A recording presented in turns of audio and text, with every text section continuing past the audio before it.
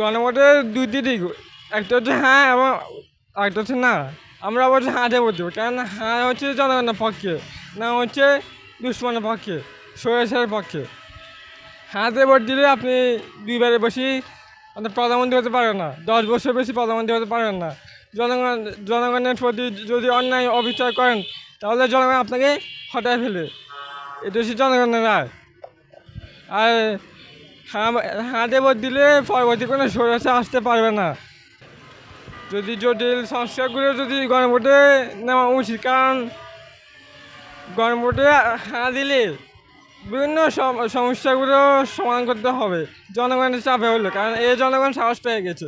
JNG হচ্ছে এই generation, JNG সে স্বৈরাচার হাত থেকে পাঠাচ্ছে, কারণ তখন থেকে সাহস পেয়ে গেছে।